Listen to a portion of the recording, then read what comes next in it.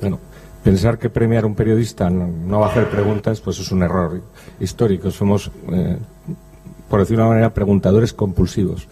Y una cuestión previa, es una felicidad y una alegría poder oír hablar de Europa, teniendo en cuenta que hemos tenido unas elecciones en España hace nada y ninguno de los candidatos citó la Unión Europea, un hecho absolutamente anormal en cualquier elección de los países principales de la Unión Europea, donde el tema principal siempre, como es lógico, teniendo en cuenta la cesión de soberanía que se ha producido, es hablar de Europa. Bueno, entonces es una alegría que podamos estar hablando de Europa. Dos cuestiones.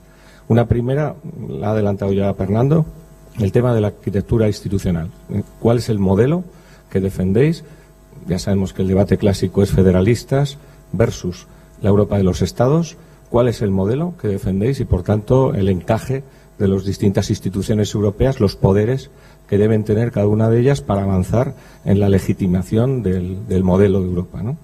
Esa una. Y dos, creo que importantísimo, vais a ir a grupos parlamentarios que no nos definen exactamente igual, es sí en el caso del Partido Popular y en el caso del Partido Socialista, pero no en el resto. Y como sabemos, hay posibilidades, o por lo menos las encuestas apuntan a una minoría eurófoba de bloqueo en la Unión, que va a tener mucho que ver con las alianzas que el resto de grupos sean capaces de hacer.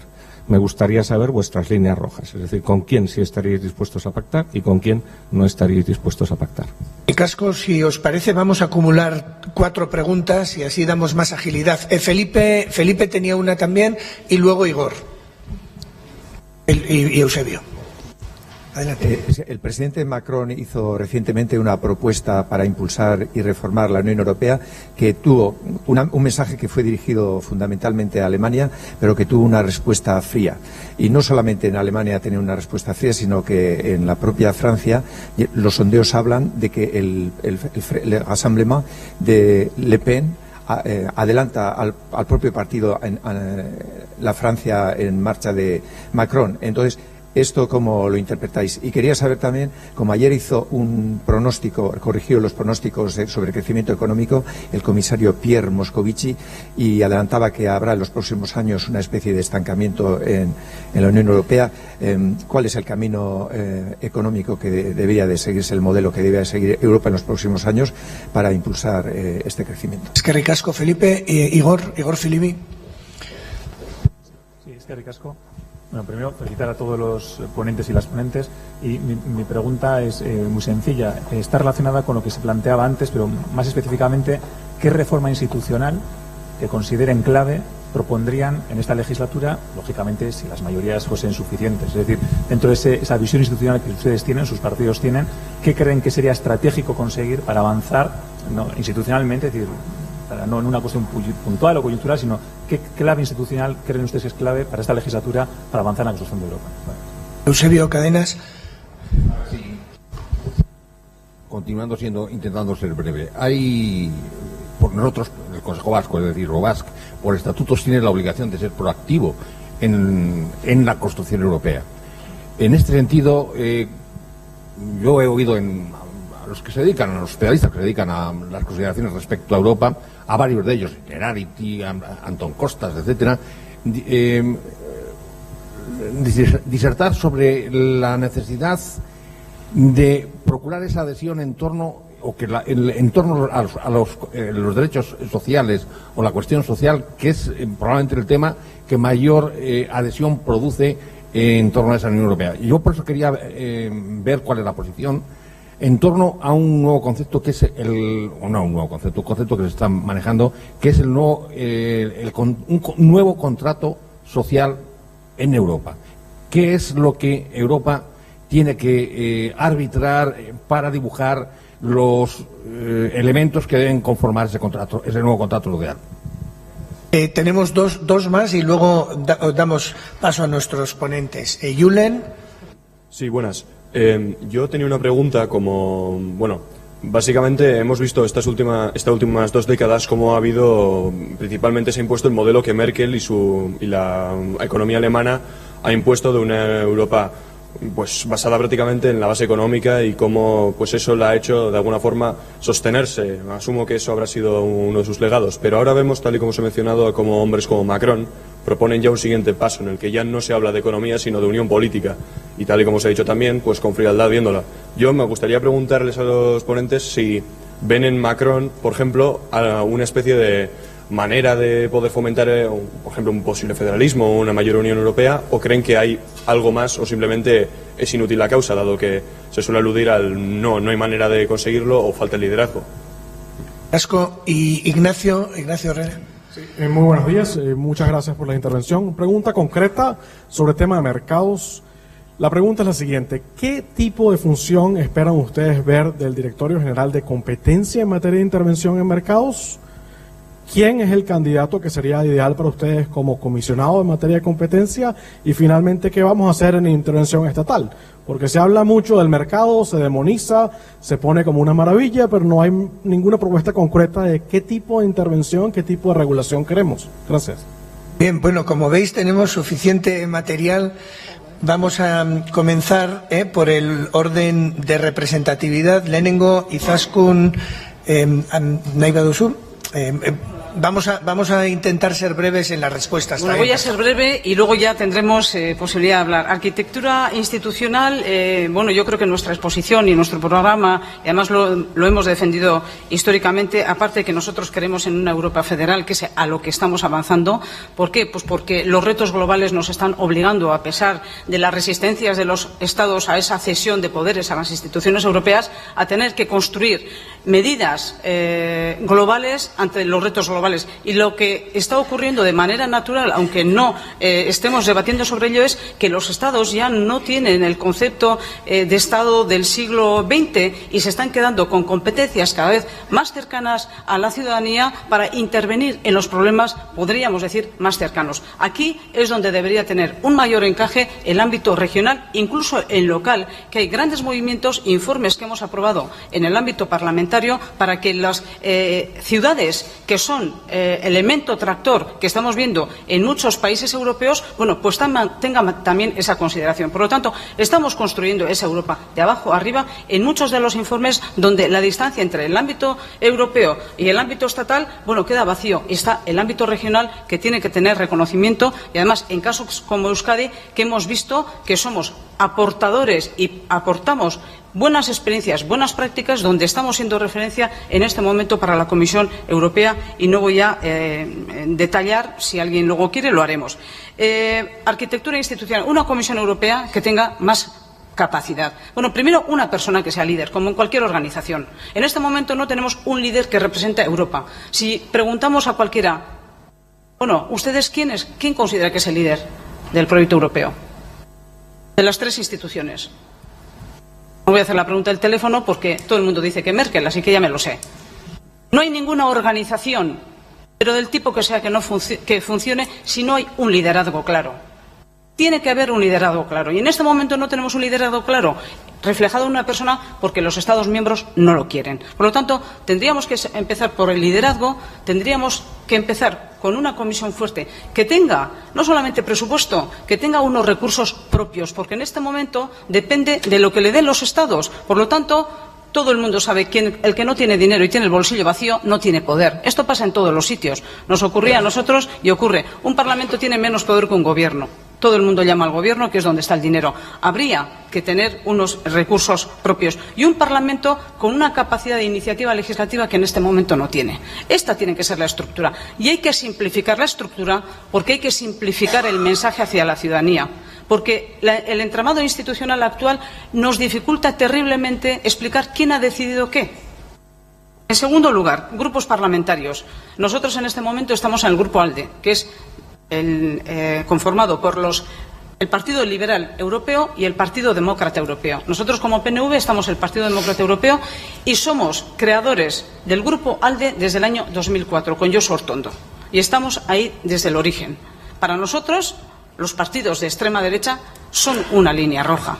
Pero vamos a ver qué es lo que ocurre, porque en nuestro caso, y es conocido, bueno, pues Macron está ahí con En Marche, que empezó con mucha ímpetu, pero vamos a ver por la situación francesa cuál es el resultado. Pero la aspiración es a querer constituir un gran grupo central que pueda arbitrar entre el Grupo Popular histórico en el Parlamento Europeo, el Grupo Socialista y un grupo que va a ser muy grande, que se va a aglutinar y están organizándose entre euroescépticos, xenófobos, ultraderecha, para que podamos ser una voz que pueda equilibrar eso y sigamos defendiendo este proyecto europeo. La referencia a Macron. Bueno, recientemente ha habido artículos en los que Macron, es verdad, vino al Parlamento Europeo y ganó las elecciones con un discurso europeísta. Acordaros cómo fue su toma de posesión, con el himno. Que fue emocionante, porque otra de las cosas que nos ocurre con Europa es que no sabemos emocionar con el proyecto europeo. Necesitamos un líder que no solamente defienda la estructura institucional y el proyecto y que nos lleve a todos los sitios con ese mensaje, sino un líder, una persona líder que sepa emocionar con este proyecto. Por lo tanto, Macron empezó así, pero los problemas en Francia y esta alianza que ha tenido con Merkel ha ido, sobre todo en la última quincena, pues diluyéndose un poco, porque los problemas con los chalecos amarillos realmente no le está permitiendo hacer a la vez la solución de los problemas internos y la defensa potente de esa gran alianza Alemania-Francia para defender el proyecto europeo. Pero es un gran europeísta, como lo pudimos ver también en el Parlamento Europeo. De crecimiento económico. Es verdad que hay signos que nos dicen que debido a los factores de la globalización, a la política de Trump, de los aranceles, incluso al Brexit, son factores que están dando una cierta inestabilidad y que puede haber un decrecimiento económico. Draghi ha aparecido esta misma semana diciendo que gracias a la crisis económica del año 2008, y es cierto, el Banco Central Europeo ha construido unos mecanismos y además con confianza ha dicho que estamos preparados para aguantar esta situación. Y que ese decrecimiento no va a tener los niveles que tuvo y que vamos a estar en condiciones de soportar. El año 2008 tardamos muchísimo en superar el peor momento de la crisis porque todo el mundo pedía a Europa que hiciera algo, al Banco Central que hiciera algo. ¿Pero qué ocurría? Es que el Banco Central no tenía competencias porque los Estados miembros no se lo habían querido dar hasta ese momento. Clave para avanzar, me decían, en el ámbito institucional. He respondido en la primera pregunta, pero una de las claves tiene que ser que el ámbito regional tiene que estar encardinado en la construcción de la política europea y además de manera reconocida y en las mismas mesas en las que se toman las decisiones. De lo contrario, va a ser mucho más difícil. Ve terminando, por favor. Sí, es que son tantas preguntas, ¿verdad? Nuevo contrato social. Sí. Nuevo contrato social en Europa. Nosotros hemos defendido desde el modelo social europeo. Y el modelo social europeo para nosotros, y este contrato social pasa por desarrollar toda la declaración que se hizo en Gotemburgo, que se tomaron 20 recomendaciones para los Estados miembros, y este pacto social pasa por tener una renta de garantía de ingreso mínima, por tener un salario mínimo con criterios adaptados a cada uno de los Estados, garantizar la educación, garantizar la sanidad, garantizar las pensiones a todas las personas. Economía alemana, Unión Política y Macron. Yo creo que de alguna manera he respondido, pero Alemania ha aguantado un poco mejor, igual que Euskadi, porque es una región industrial y nosotros en nuestro programa lo que sí incluimos es la necesidad de una reindustrialización europea con recursos, con innovación, con tecnología y formación de las empresas. ¿Y tienes un candidato para comisario o comisaria de competencia? Bueno, yo tengo una comisaria porque las comisarias actuales realmente lo han hecho bien y creo que son una referencia. Y ahí tenemos a Vestager, ahí tenemos a Cecilia Malmström y yo aspiro a que esa persona líder en esta ocasión pueda ser una mujer. Muy bien. Sí, vamos a ver, se nos plantea el tema de la Europa federal, ¿no? La posición ante la Europa federal y desde luego nosotros decimos que por supuesto que sí al planteamiento de una Europa federal, pero lo decimos con un apriorismo y es que nosotros esperamos a formar parte de esa Europa federal desde un sujeto estatal vasco que sea el que ceda la soberanía, ¿no? Eso aspiramos a que sea en algún momento así, pero mientras tanto hay una realidad a la cual hay que seguir haciendo frente y hay una arquitectura institucional que es la que tenemos. ¿Medidas telegráficas o qué buscaríamos en ese sentido desde una óptica de reforma institucional? Bueno, pues evidentemente pensamos que la elección del presidente de la Comisión tiene que estar en manos del Parlamento Europeo. Pensamos que hay que fomentar y poner en marcha de una vez por todas la capacidad de iniciativa legislativa popular europea. Pensamos también, además, que el Parlamento Europeo tiene que tener capacidad legislativa y, sobre todo, en temas que hasta ahora, bueno, pues no han estado tratados de la manera correcta y, sobre todo, en el espacio de políticas sociales. Y añadiríamos también en lo referente a partidos de extrema derecha. Nosotros en el Parlamento Europeo estamos incardinados en el grupo de la izquierda europea GUE. Somos miembros de pleno derecho y además somos miembros observadores en ALE, ¿no? En ese sentido, para nosotros esas líneas rojas de los partidos de extrema derecha están muy claras y para nosotros eso se ejemplifica de alguna manera en la posición en lo que se refiere a política de migración, que pensamos que es el origen un poco de todas estas posiciones y de estos nuevos movimientos de extrema derecha que estamos conociendo, ¿no? Nosotros pensamos que el derecho a la migración es un derecho humano y que como tal tiene que estar protegido y es desde ahí de donde deben abordarse las políticas de inmigración de la Unión Europea. Propuesta de Macron, Izaskun ha dicho algo, yo creo que es un intento de volver al eje franco-alemán y en ese sentido creo que es evidente que la Europa de ejes ha terminado y que no es de ninguna manera una propuesta que pueda ser tenida en cuenta, por lo menos desde nuestro espacio político. Y en lo referente a política económica que se ha comentado, bueno, pues telegráficamente estaríamos a favor de un modelo económico expansivo, un modelo con más transferencias, con más políticas sociales y que desde luego apostara también, evidentemente, unido a un modelo fiscal europeo con una misma presión efectiva en toda la UE, una misma presión global efectiva en toda la UE y que además desde nuestra especificidad permitiera evidentemente seguir manteniendo la recaudación en los lugares de producción. Y yo quisiera hacer un apunte final. Antes hablábamos, ¿no?, de las políticas bueno, que de alguna manera pretenden o buscan el objetivo de acercar al ciudadano, ¿no? Se ha hecho mención de algunas estadísticas, de algunos números, una progresiva desvinculación de la ciudadanía, incluso vasca, ¿no? Apuntaba la presidenta, hacia el modelo hacia la Unión Europea y hacia el modelo de construcción europeo.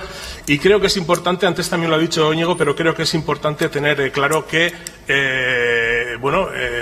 este fenómeno de desvinculación tiene mucho que ver también con las políticas sociales en que ha basado su actuación la Unión Europea en los últimos años, ¿no? Las políticas sociales son fundamentales no solamente por un principio de justicia social, sino también, en el caso que estamos hablando, para luchar contra la desvinculación hacia el proyecto europeo. No podemos pretender que cuando se percibe que cada vez hay una mayor desprotección y que la Europa social con la que se conocía el modelo de integración europea, pues está sufriendo grandes retrocesos y no podemos también pensar o pretender que en un modelo europeo que trata a los refugiados como los está tratando, pues desde luego la adhesión de la ciudadanía hacia esas instituciones europeas esté en niveles óptimos. Hay que cambiar todo eso y nosotros estamos convencidos de que es el camino más adecuado y más efectivo para volver a lograr pues esa vinculación que hablábamos de la ciudadanía hacia las instituciones europeas. Asko, Fernando barkatu, Íñigo, zurea da hitza. Bai, a ver si somos breves, que es difícil. Tengo 5 temas, lo he intentado agrupar. En cuanto a la arquitectura institucional europea, nosotros no solo ahora, sino hace 5 años e incluso antes, me atrevería a decir, estamos proponiendo un nuevo proceso constituyente europeo. Pensamos que los tratados en estos momentos son irreformables y, por tanto, abogamos por eso. Y en ese sentido, una Europa confederal y una Europa en la que, como decía al principio, la soberanía popular y la democracia económica, una democracia en sentido amplio, esté en el primer punto del orden del día. Y finalmente, si queremos hacer referencias a la arquitectura institucional actual, a lo que estaríamos proponiendo en concreto en estos momentos, evidentemente es una gobernanza multinivel muchísimo más desarrollada, y es fundamental, estando donde estando, y además siendo una de las personas que impulsó el debate del documento del Gobierno vasco aquí en este Parlamento, y que las propuestas, que algunas de las que acordamos iban en ese sentido, el papel también de las regiones subestatales en Europa, y sobre todo un Parlamento democrático, un Parlamento con iniciativa legislativa. En cuanto al tema de Macron, coincido con el tema de que es una propuesta del pasado, es una propuesta que busca recuperar el espacio perdido por Francia en estos años. Creo que también, además, lejos de los grandes discursos políticos, incluso de los símbolos, es un discurso muy en clave nacional, muy en clave interna.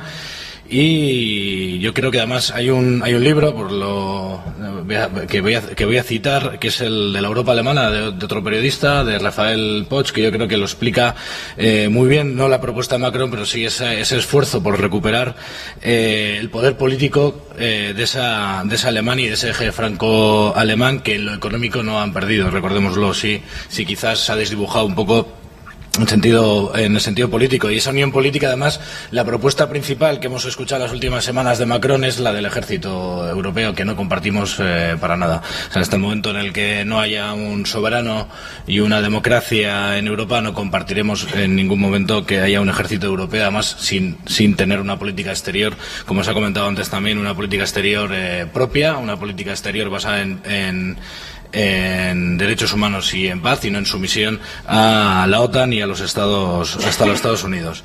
En cuanto al tema del crecimiento, no es un problema solo europeo, no sé exactamente quién lo ha preguntado, es un problema que estamos viviendo a nivel mundial. Hay una recesión mundial, en este momento se está redefiniendo y no sabemos hacia dónde, y de momento asusta bastante hacia dónde va este sistema económico. Se está refundando ese mundo. Sabemos que políticamente y económicamente va a ser un mundo multipolar, sí o sí, no es un deseo, es una realidad. Y el capitalismo está en un momento en el que no encuentra esas tasas de ganancia que tenía en otros momentos, no las encuentra, y está apostando de nuevo por la especulación, por las economías parasitarias, y luego por un mercado en el que, si en el resto de los mercados productivos la ausencia de democracia económica es radical, que es en la economía digital, en la nueva economía digital, la ausencia de control democrático es absolutamente bestial. Estamos en manos de 5 grandes multinacionales de los datos, de la gestión de la economía digital, y en ese sentido la Unión Europea pero no la Unión Europea, sino el conjunto del sistema económico que tenemos en estos momentos, tenemos que saber hacia dónde vamos. Y nosotros apostaremos, y lo voy a hilar con la pregunta sobre el contrato social, por un sistema económico productivo, por un sistema económico que produzca basado en dos premisas: en lo que necesitamos y lo que el planeta se puede permitir. Es decir, estamos en un momento, creo que todos hemos hablado de la emergencia ecológica. La emergencia ecológica, por muchos planes, si al final la economía va en contra de los planes que estamos aprobando, no se va a resolver, y acabará a largo plazo, evidentemente, pero acabará haciendo inviable la vida en el Vamos terminando, planeta. Íñigo, por favor. Y bueno, dos ideas básicas. Con el tema del contrato social que se hablaba, evidentemente todo lo que estamos que sea más allá de declaraciones de intenciones del Parlamento y de la Comisión, que sean directivas efectivas, el pilar social, la fiscalidad progresiva, el tema de la armonización fiscal y la armonización de los estándares laborales, etcétera, etcétera, etcétera, por ser muy telegráfico. Y por la pregunta directa, formamos parte desde el comienzo del grupo de la Izquierda Unitaria Europea, Izquierda Verde Nórdica, y esas alianzas las haremos en base a programa, pero sobre todo a un tema que sí que quiero pedir 30 segundos más, que es a una alianza que estamos haciendo más allá del Parlamento Europeo. Yo he coordinado un foro que se reunió en Bilbao en noviembre a más de 300 personas y a más de 60 organizaciones, que va mucho más allá de los grupos que formamos parte de la Izquierda Unitaria Europea, donde están los verdes más hacia la izquierda, los partidos socialdemócratas demócratas más a la izquierda, como el húngaro o como el laborista. Y esas alianzas son las que vamos a estar trabajando, y con las puertas abiertas a todo el mundo que en base al programa quiera trabajar con nosotras. Ricasco, Íñigo. Eider. Bueno, muchas cosas seguramente ya las han dicho mis compañeros, pero las tengo que repetir para que quede clara cuál es nuestra posición. Lo primero, con respecto al modelo. Yo creo que tenemos un modelo bastante complicado ya como para complicarlo más.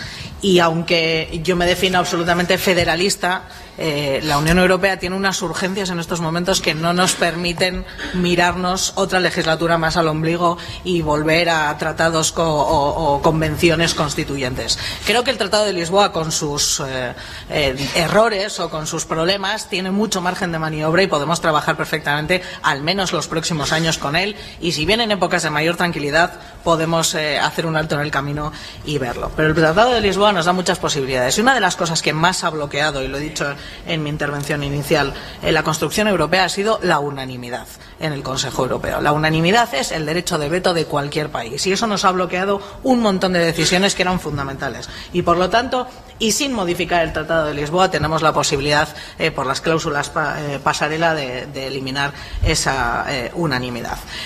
Segundo, la capacidad de iniciativa legislativa. El Parlamento Europeo tenemos esos informes de iniciativa que podemos presionar a la Comisión Europea, pero es verdad que no conseguimos incidir lo suficiente, y creo que eso es un tema importante. Segundo, una Comisión mucho más política.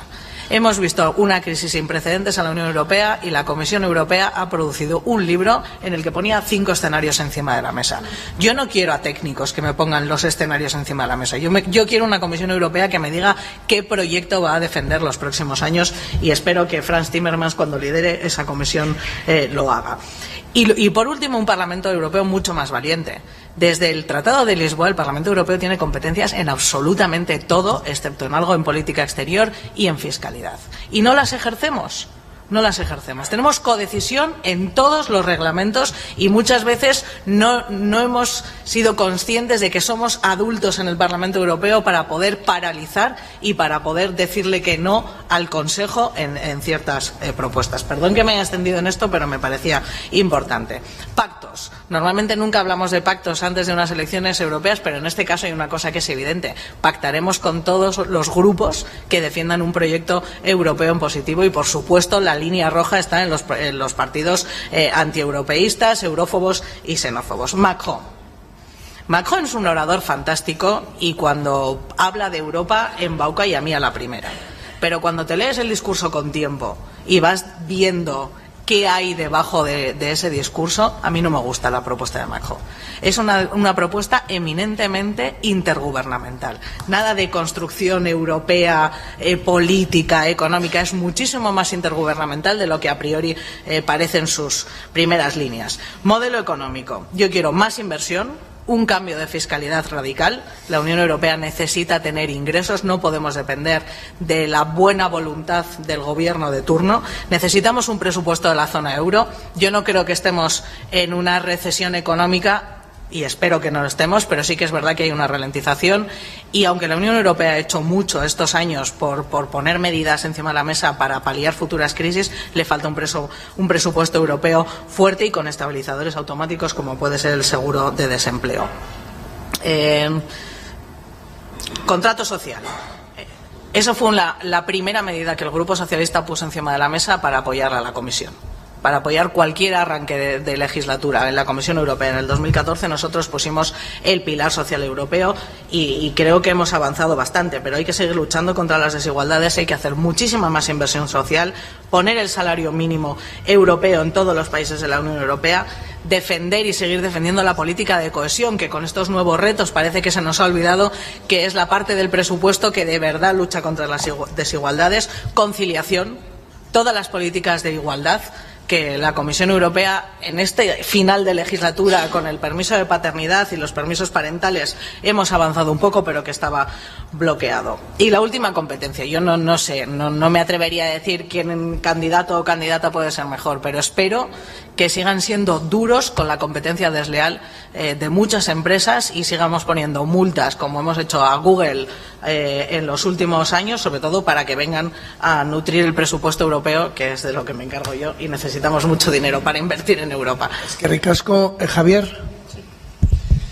Bien, pues por ir punteando los temas que se han planteado. He dicho antes que creo que no es una prioridad las cuestiones constitucionales en este momento y, por tanto, yo creo que la arquitectura institucional, con sus limitaciones, es suficiente para abordar los problemas que tenemos. La Unión Europea ha dado pasos verdaderamente de gigantes con un desarrollo institucional mucho menor del que tenemos ahora y, por tanto, de lo que se trata es ideas, personalidades y proyectos. Creo que, además, en estos años ha habido 3 instituciones que realmente han despuntado en la Unión y que es muy importante desde el punto de vista de su configuración interna. Una es el Parlamento Europeo. Yo estoy de acuerdo con las observaciones de la representante del Partido Socialista. Otro es el Tribunal de Justicia de la Unión Europea, que ha asumido un papel yo creo que importantísimo y que no debemos infravalorar. Y otro es el Banco Central Europeo, que realmente ha actuado como una instancia propia de una reserva federal y se ha afirmado en esas competencias con un papel yo creo que muy importante a la hora de estabilizar las economías y tratamiento de la crisis. Federalismo, confederación, en fin, yo, como ustedes podrán suponer, no comparto los furores constituyentes de algunos de mis compañeros de mesa. No es lo mismo hablar de una Europa federal que una Europa confederal.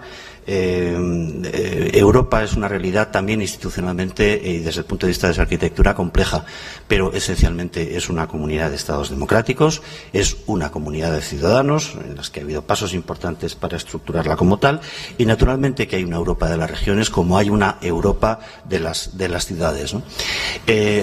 Hablando de algunas propuestas que se han mencionado y algunas cosas que he leído ahora que se está hablando de la posible adhesión o del proceso de adhesión de Serbia, uno pensaba que una de las claves del futuro de Europa era europeizar los Balcanes, no balcanizar Europa. Y yo creo que determinadas propuestas que lo que buscan es una especie de deconstrucción de la Unión Europea como alternativa a los Estados a través de procesos generalizados de autodeterminación, etcétera, aparte de ser una opción, yo creo que absolutamente irreal, aparte de ser lo que menos necesita la Unión Europea en este momento e impracticable, es justamente una extraordinaria regresión el hecho de que nos dedicamos a proponer la balcanización de Europa, ¿no? Que bastante ha sufrido ya de esa fragmentación. Creo, desde el punto de vista también institucional, que más importante que los discursos de Macron o de las reformas que podamos introducir está el efecto del Brexit cuando se consume. La salida de Gran Bretaña de la Unión Europea significa que prácticamente, y eso se sabe bien aquí, Francia y Alemania, prácticamente ellos dos solos, tienen minoría de bloqueo en todas las decisiones del Consejo. Eso, la salida de Gran Bretaña va a producir un realineamiento interno del poder. Creo que nosotros, como país, debemos estar atentos a eso y tenemos que favorecer opciones que sean capaces de asegurar una posición importante en una Europa que puede tener un control sin el contrapeso británico en este momento desproporcionado de Francia y Alemania. Creo que también las cuestiones de mercado y competencia tenemos que tener un ojo puesto en defensa de nuestros intereses. Todos sabemos que Francia y Alemania están buscando las condiciones para crear lo que ellos llaman campeones europeos. Nosotros estamos muy presentes como economía a través de nuestras grandes compañías, banca, energía, telecomunicaciones, en esos sectores que son más propicios a generar campeones europeos. Hay que saber qué se quiere decir cuando se habla de campeones europeos y cuál es nuestra inserción y la inserción de la industria de nuestro país en ese terreno. Líneas rojas, bueno, las ha expresado claramente Manfred Weber, el candidato del Partido Popular a la presidencia de la Comisión. Creo, Eider, que va a sacar algún escaño más que Timmermans. Y va a ser, en fin, la opción importante, pero bueno, siempre cabe ponerse de acuerdo, ¿no? Y las líneas rojas, evidentemente, no solamente no incluyen, sino que están activamente en contra de las fuerzas desestabilizadoras del proyecto europeo, xenófobas y antieuropeas. Sobre la situación económica o las perspectivas económicas, yo creo que no es verdad que el mundo esté en conjunto en una recesión. Yo creo que Europa tiene alguna singularidad negativa respecto a los procesos que se están viviendo en otros países. Los datos económicos en Estados Unidos, por ejemplo, son muy importantes en lo que se refiere a creación de empleo. Otro tanto puede pasar con China, a pesar de que eso es, en fin, los datos de China nunca terminamos de fiarnos de ellos, o lo que pueda pasar en la India. No es verdad. Yo creo que la economía europea tiene algunos problemas propios y algunos desafíos propios. Si no hay una recuperación de una senda de prosperidad sostenida, será muy difícil que podamos hablar de avances en la política social, no solamente porque se comprometerá nuestra capacidad para crear empleo, sino porque además tendremos probablemente una situación social más conflictiva. Y el camino, yo creo que está claro. Europa tiene que engancharse a las transformaciones en la economía global, y creo que hay una agenda que está marcada y sobre la que tenemos que trabajar: industria y digitalización, economía colaborativa, transformación y transición energética, y seguridad, certidumbre, previsibilidad de los marcos regulatorios, y una actitud abierta hacia la posibilidad de incrementar el marco de intercambio comercial. Hay un buen acuerdo con Canadá. Se frustró lo que nosotros siempre hemos pensado que puede ser un buen acuerdo con Estados Unidos, y a pesar de que no es buen momento en este momento para hablar de la expansión del comercio, es un objetivo que la Unión Europea del que no puede abdicar. Es que ricasco. Siguiente tanda de intervenciones. Vamos a retomar 3 preguntas y ya con eso daremos fin a las preguntas, al debate con el público, y habrá una oportunidad también para recapitular con los miembros de la mesa. Tomamos, por lo tanto, 3 preguntas. Espera, vamos a ver si sale alguna otra que no haya preguntado hasta el momento. ¿Tenemos alguna pregunta? Si no, se la damos a Igor, que repite pregunta. Adelante, Igor. Claro que sí, hay que aprovechar. Esta oportunidad no se da tantas veces. Poder juntar a representantes de los 5 fuerzas políticas, grupos parlamentarios, es algo inusual, y que hablen de Europa es aún más inusual. Sí, por eso la oportunidad, no abuso de la oportunidad. La pregunta es muy breve. ¿Comparten los 5 candidatas la necesidad de aumentar el presupuesto de la Unión Europea? Y si se aventuran a hablar de qué porcentaje, porque claro, estamos hablando de que Europa tiene que hacer muchas cosas, pero cuando llega el presupuesto nadie quiere soltar más dinero, porque son momentos muy complicados. Es decir, esto expresa verdaderamente la voluntad política. ¿Queremos construir Europa? ¿Cuánto? Entonces, el dinero podrían verbalizar, por favor. Es que ricasco, Igor. José Luis, justo pásale a José Luis, por favor. José Luis de Castro, profesor de Derecho Internacional, de Relaciones Internacionales. Aunque el miércoles que viene en la universidad vamos a tener la oportunidad también de juntarles, no sé si a todos, creo que no, a los 5 no, pero sí a... Y podríamos hacer ahí otras preguntas, pero bueno, sí quiero hacer una pregunta muy breve, una cuestión muy breve. Estamos dando por supuesto que el sistema del Spitzenkandidaten, pues estamos dando por supuesto que está asentado. En el debate ha surgido así, cuando creo que no está asentado. Me gustaría conocer vuestra opinión sobre esto, porque la novedad es que empieza a haber muchas críticas o dudas acerca del sistema, cuando yo pensaba que estaba asentado desde hace 5 años. Bien, si no hay más preguntas, yo añadiría una a esta, y es, en este momento, tras las elecciones del 28A, pues parece que se ha creado una figura nueva, que es la de jefe o líder de la oposición, ¿no? Y entonces, ahora hay gran debate por ver quién es el líder de la oposición. Y entonces pregunto, da la sensación de que esta última legislatura de la resistencia, por el pacto que se ha producido entre las 3 familias políticas principales, no ha habido jefe o líder de la oposición, o lideresa. Entonces me pregunto, a pesar del Spitzenkandidat conectando con la pregunta de José Luis, ¿puede haber, a pesar de ese acuerdo, de esa entente, puede haber una oposición visibilizable en algún líder o es como en España que va a haber muchos líderes de la oposición? Un turno de intervención. Si queréis, comenzamos de atrás adelante, que empezamos con Javier. Sí, bien, tienes razón. El Spitzenkandidat no es una institución todavía afianzada. Y yo creo que, bueno, después de las elecciones tendrá que haber inevitablemente una negociación que marcará el futuro de esa figura. Sí podemos hablar de cabezas de cartel, pero eso no significa que podamos dar ni por un lado ni por otro, creo, por consolidada la figura del Spitzenkandidat. Ahora bien, como cabeza de cartel creo que sí funciona y como propuesta política y personal funciona. Sobre el presupuesto de la Unión Europea, yo creo que la pregunta además es especialmente oportuna cuando se está en puertas de definir el marco plurianual, ¿no? En lo que se refiere al Partido Popular, bueno, eso ya se ha expresado cuál es su posición al respecto. Para empezar, la oposición a los recortes que estaban propuestos en las políticas de cohesión y la política agraria común, y después un incremento general de diversos fondos, ¿no?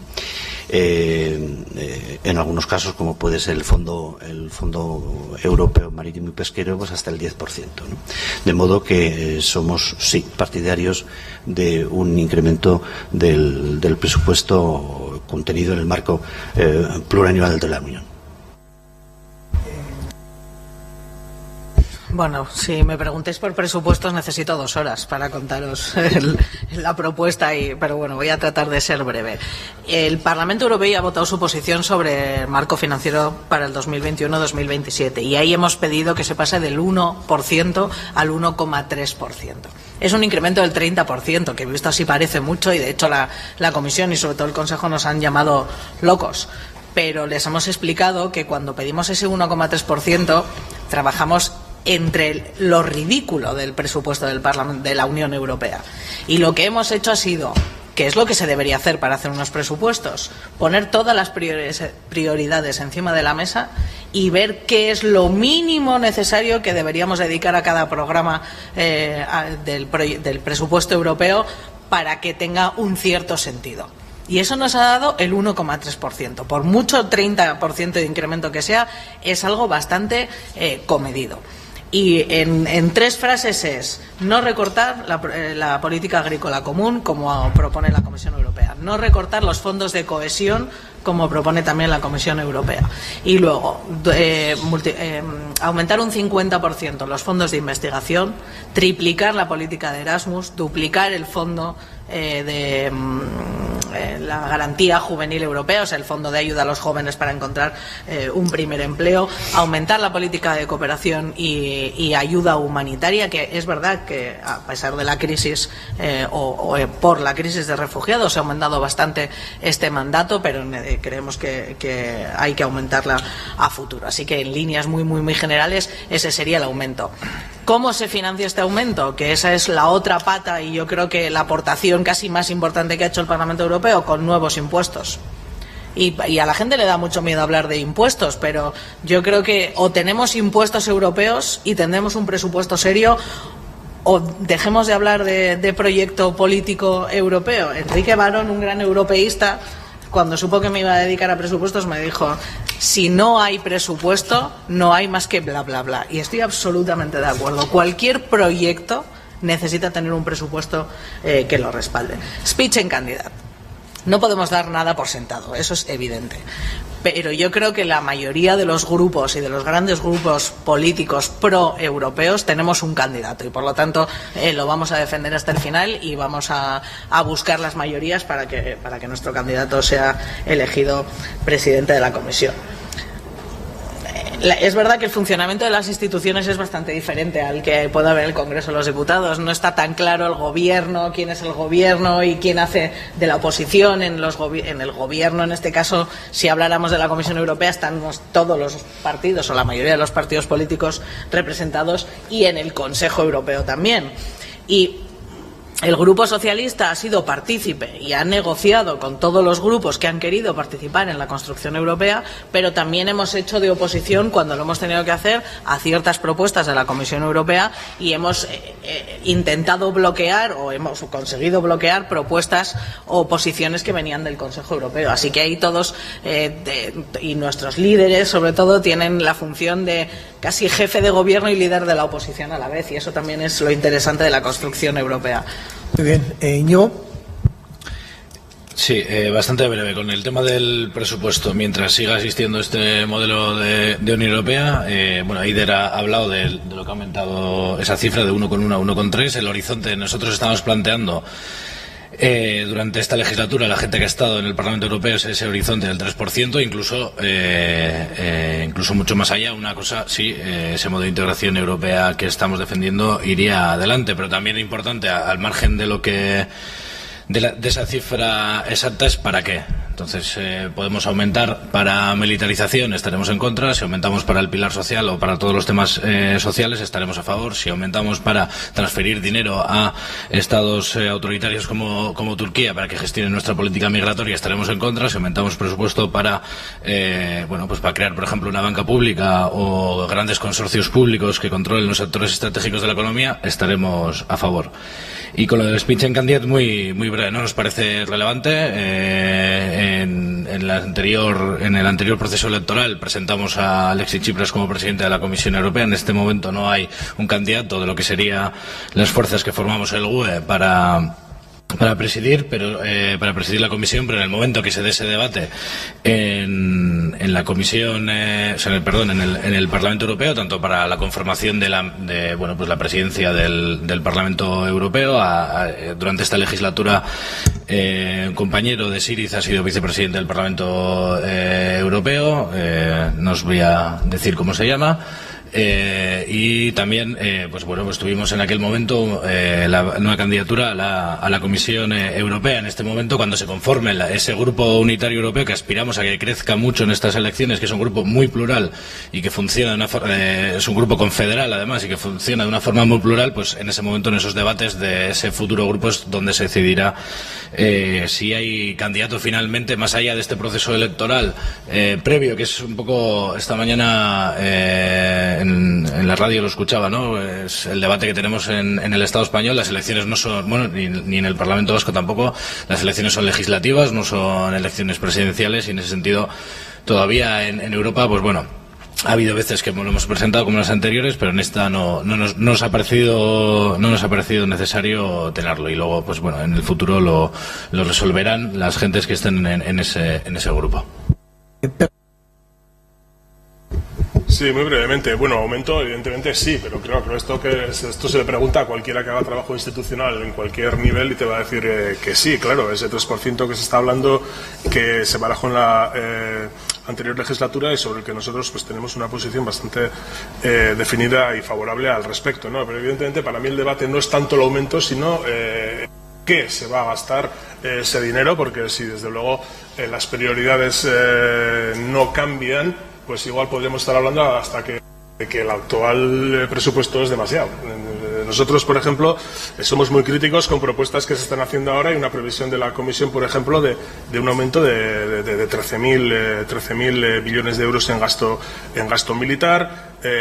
Antes se hablaba, por ejemplo, de que los recortes en gastos sociales han sido importantes en los últimos años y, por supuesto, para nosotros es importante hablar de otro tipo de gasto vinculado al I+D, y sobre todo esto muy unido al debate fiscal que antes hemos comentado, ¿no? Evidentemente, como en cualquier ámbito político o institucional, el debate de gasto, de aumento o de en qué se gasta está íntimamente unido al debate de dónde sale el dinero, y en ese sentido vemos perfectamente planteable el tema de una fiscalidad europea.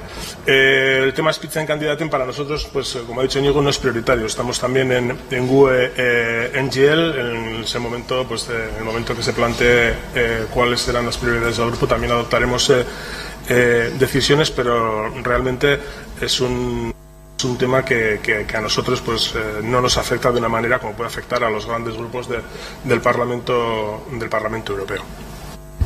Eskerrik asko, Izaskun, y aviso ya que tras la intervención de Izaskun haremos los 2 minutos de recapitulación y comenzaremos contigo, Javier. Izaskun, zurea.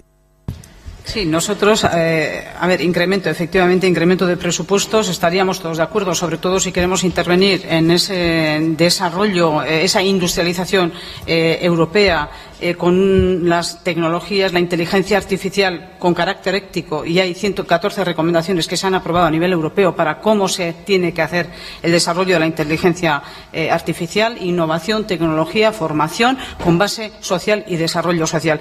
Está claro el incremento. Hay una posición del Parlamento, y no me voy a extender porque de esto Eider sabe muchísimo más que yo, pero nosotros en más de una ocasión hemos aspirado y hemos dicho que como europeos tendríamos que tener un presupuesto que alcance el 2% del Producto Interior Bruto Europeo para que sea algo serio y por lo menos tenga la Comisión capacidad para poder intervenir. En segundo lugar, yo creo que es mucho más importante, además que el dinero, cambiar una cuestión, ver cuáles son los proyectos que dan valor añadido europeo, es decir, cómo se utiliza el proceso europeo, porque en este momento los Estados, cuando dan el dinero, están viendo cuál es el retorno justo para su Estado, es decir, yo doy esto, pero ¿cuánto voy a recibir? Y creo que ese criterio hay que cambiarlo, y eso va a ser clave. Tengamos el presupuesto que tengamos para decir cuál es el valor añadido europeo de estos proyectos que se están defendiendo en este momento. En segundo lugar, Spitzenkandidat. Yo he sido una defensora a ultranza y sigo siendo una defensora a ultranza del Spitzenkandidat. Creo que fue uno de los pasos más importantes para hacernos creíbles ante la ciudadanía europea. Mostrar quién iba a ser nuestro candidato y votar en base a eso. En nuestro grupo, en esta ocasión, no ha sido posible, con nuestra oposición y con la de algunos otros miembros del grupo ALDE, porque hay 4 candidatos que van, interviniendo en diferentes sitios. Seguramente porque no sabemos cuál va a ser la composición del próximo Parlamento Europeo, pero yo personalmente creo que es un error. Tras la figura de las elecciones, ¿va a haber una figura nueva de la oposición? Primero, la lógica del Parlamento Europeo es completamente diferente. Va por grupos y el tipo de trabajo que hacemos gestión. Pero a mí, de verdad, competir con quién va a ser el líder de la oposición me parece un aspecto de debilidad tremendo, que no merece la pena pelearse por ser líder de la oposición. Yo y nosotros vamos a seguir trabajando para ser influyentes. Porque aquí lo que importa es que tengas la posición que tengas, consigas lo que consigas, con tus políticas decidas influir, como conseguimos influir en el plan Juncker cuando se presentó para pedir su apoyo. Y dijimos, si no hay una mención a la necesidad de la renta de garantía de ingresos y se produce un debate a nivel europeo, no vas a tener nuestro apoyo. Queremos ser influyentes. Este es un ejemplo. Aquí, tengas lo que tengas, hay que intentar influir con tu posición. Yo, desde luego, no aspiro jamás, como una persona que pertenece al Partido Nacionalista Vasco, a liderar estas cosas. Voy a seguir tratando de influir. Que ricasco. Vamos, por tanto, a pasar a la fase final de este debate. Como habíamos acordado, cada interviniente tiene 2 minutos y vamos a ser muy estrictos para recapitular o concluir. Javier. La intervención de Izaskun plantea, si la figura del famoso Spitzenkandidat no está consolidada, es esencialmente porque a Macron no le viene bien, y por tanto niega ese principio y niega esa convención, porque entiende que con eso Macron no ganaría. Pero esencialmente, en fin, yo hablo desde la perspectiva del partido mayoritario en el Parlamento Europeo, que además estoy convencido de que lo va a seguir siendo. Y, por tanto, hablo desde la perspectiva de la responsabilidad de un grupo que ha sido decisivo en la construcción europea y que va a asumir la responsabilidad de liderar la respuesta a todos aquellos que en este momento apuestan por menos Europa y, desde luego, por una Europa peor, y que además tiene que liderar el gran movimiento europeo para cerrar las heridas de la recesión y para al mismo tiempo llevar otra vez a la conciencia de los ciudadanos la idea de que la Unión Europea es y puede ser un actor relevante en el ámbito internacional, generador de prosperidad, un elemento de estabilidad en el orden internacional y de confianza hacia el futuro. Necesitamos expectativas, necesitamos volver a generar oportunidades.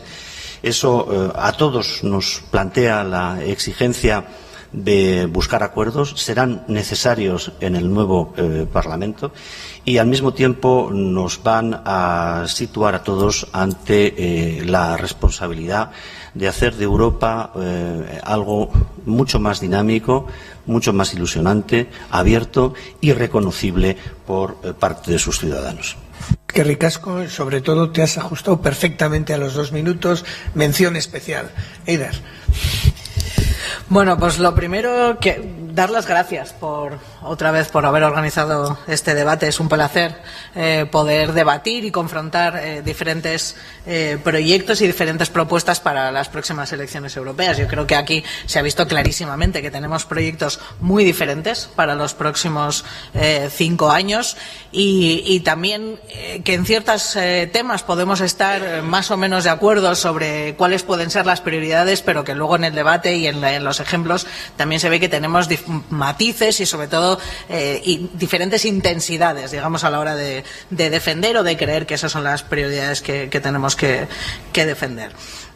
Yo creo que las próximas elecciones son de verdad una oportunidad para los ciudadanos para que elijan en primera persona cuál de todos los proyectos quieren que se defienda en los próximos 5 años y cuál quieren que sea el proyecto mayoritario. Yo lo decía desde el principio y por mucho que Javier me estaba intentando chinchar, yo confío de verdad en que el proyecto y el grupo socialista vaya a ser mayoritario en las próximas elecciones. Y además estoy convencida que somos el único grupo político que puede liderar los cambios que necesita Europa y por supuesto que no lo vamos a hacer solos y además Europa no se construye solo desde un grupo político y se construye tejiendo alianzas, pero creo que tenemos que ser los socialistas los que lideremos este proyecto y yo lo único, comprometerme como he estado hasta ahora estos 10 años trabajando y dejándome la piel por defender estas ideas y sobre todo por defender los intereses de los ciudadanos y de las ciudadanas de Euskadi y de España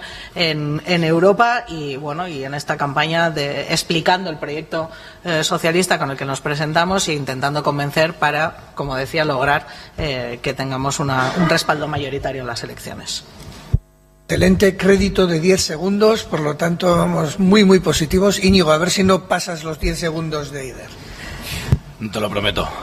Decía al principio, esaten nuen hasieran, beste Europa bat nahi dugu, beste integrazio eredu bat nahi dugu, y ese modelo de integración no tiene por qué tener además los límites geográficos que nos han impuesto a la Unión Europea. Europa es mucho más que la Unión Europea, a eso aspiramos a recuperar la soberanía popular, aspiramos a recuperar el control democrático de la economía, de la vida de las personas y de las sociedades. Queremos un modelo, como decía al principio, que garantice la cohesión social, que garantice que tengamos personas que puedan desarrollar proyectos de vida autónomos, proyectos de vida digna, los que cada cual considere que la vida esté en el centro de las políticas públicas en Europa, en Euskadi y en el Estado, y una economía, por tanto, al servicio de todos estos proyectos vitales de las personas que viven en la Unión Europea. Y de mientras construimos ese modelo alternativo, aspiramos a ser el altavoz, como hemos sido hasta ahora, de las clases populares europeas, de las clases populares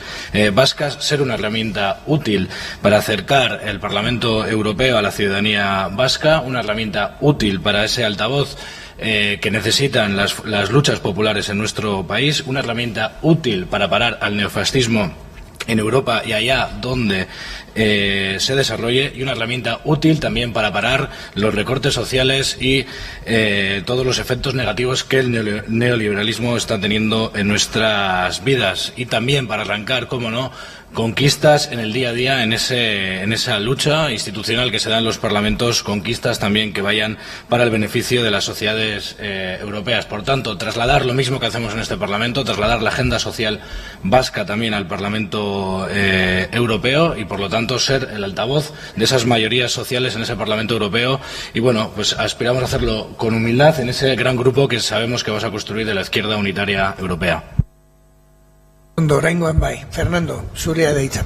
Bueno, yo voy a terminar con algunas apreciaciones prácticas. En primer lugar, pues quisiera decir que nosotros abordamos nuestra participación en política europea desde una posición europeísta, y no solo porque seamos geográficamente europeos, que es una obviedad, aunque para algunos incluso eso, ¿verdad?, sino porque pensamos que el marco político europeo es la referencia para la superación de las desigualdades sociales y el reconocimiento de la diversidad. En ese sentido debe ser el europeo.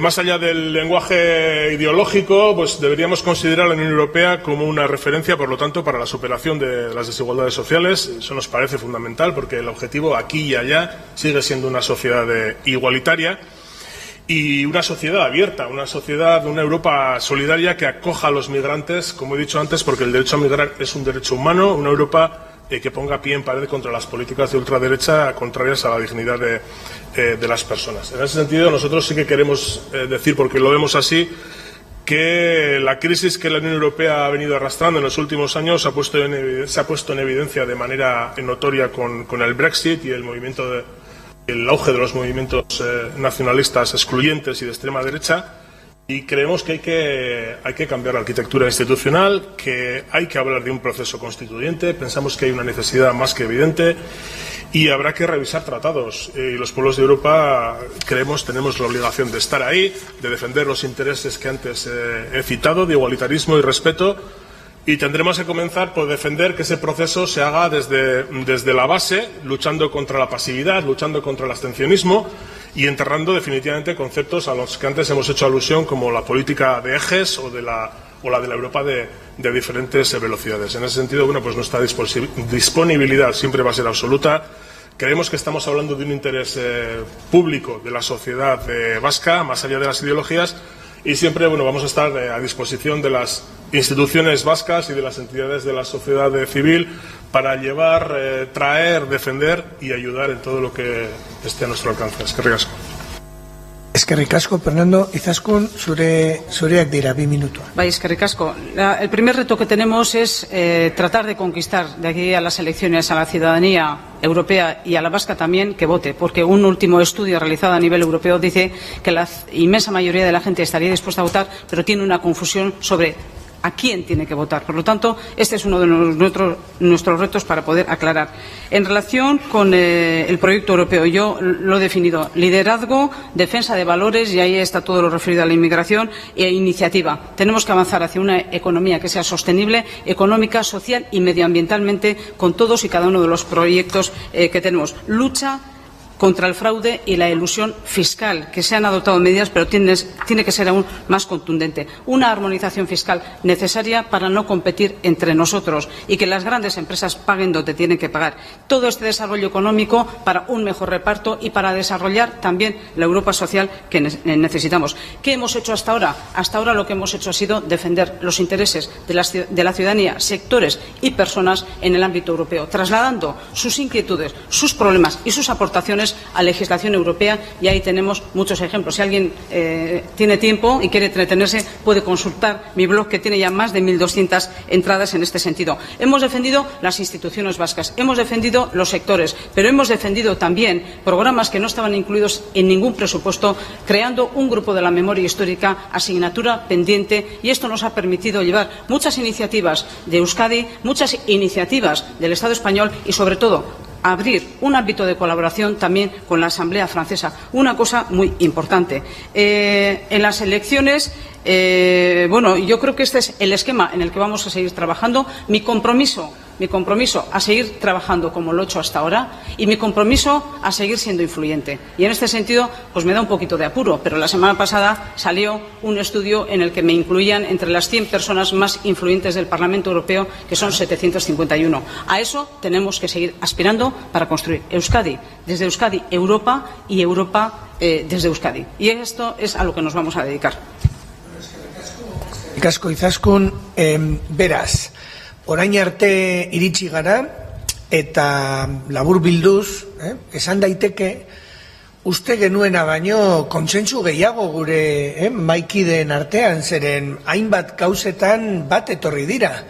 Hor dago fiskalitatea edo zerga politika baten aurrean, Europa soziala guztiek defenditzen dute, baita ere batzuek, nik uste dut guztiek proposatzen duzuela ere bai, aho batekotasuna edo unanimitatea kentzea, betoak kentzea, parlamentuari iniziatiba ematea, beraz, eta baita ere ondo ulertu badugu, lerro gorrietan, badago nahiko kontsensua, populismo, ultra diren nazionalismoak, ultraeskuindarrei aurre egitea, beraz, horiek berri onak dira guretzako ikusten dugulako, badagoela nahiko kontsentsu zuen artean, jakina beste gauza batzuetan etzatoze batzuek uste duzue premiazkoa dela erakundeen erreforma, beste batzuek aldiz uste duzue ez dela garaia horietan sartzeko, baina funtsean gauza bat ikusi dugu eta ondorio bezala Europak gehiago batzen gaituela, gehiago bat egiten gaituela barneko politikako kontuak baino, eta beste behin ere Eurobasken espirituari eutxita, Europak batu egiten gaitu, eta hori gauza posgarria da. Llegamos a la conclusión del acto. Queremos agradecer muy especialmente a todos los intervinientes. Se han producido bastantes más consensos de los que podíamos haber imaginado en un principio, lo cual demuestra que el espíritu fundacional de Eurobasc, del Consejo Vasco del Movimiento Europeo, pues tiene una semilla muy poderosa y que Europa es capaz de generar consensos entre nosotros. Creo que es algo que puede aprovechar muy bien la sociedad vasca, porque todos los consensos son muy necesarios. Aprovecho este momento también para hacer publicidad de nuestro curso de verano. Vamos a dedicárselo a un tema que ha estado muy recurrente en todas las intervenciones.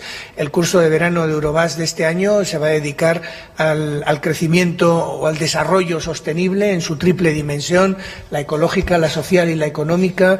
Y vamos a tratar de cuestiones como el modelo social y su sostenibilidad, como la economía circular y evidentemente también como la lucha contra el cambio climático y los avances que puede aportar la Unión Europea en este sentido, donde, como creo que habéis dejado caer, todos consideráis que Europa en estos temas también es un referente obligado, y por lo tanto, pues desde aquí animamos a todo el público, a toda la audiencia, a que participe y se inscriba en este curso de verano. Besterik gabe, mila esker guztioi eta uste dut txalo bero bat merezi dutela gure islaria.